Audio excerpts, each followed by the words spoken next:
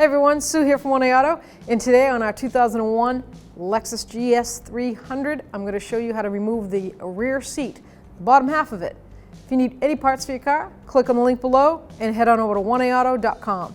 First thing you're going to have to do is go into the back of the car and you're going to remove the bottom half of the passenger seat in the back. And it's a pretty simple procedure. There's 3 clips, one in front of each where the legs go and then one in the center. So you're just going to grab real firmly and pull up. See if I can do this.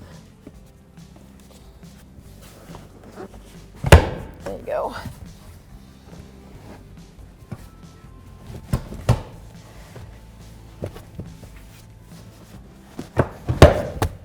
Got it. And you're going to just get out of your way. Get out of your own way.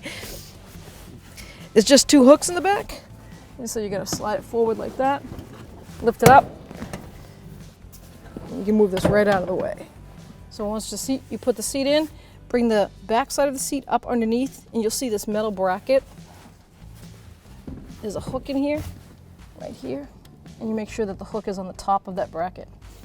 Ooh, bubblicious.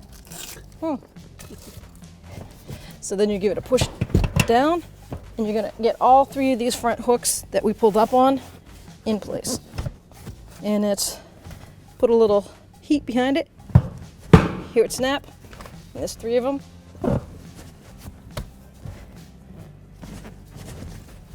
See, it's not there yet.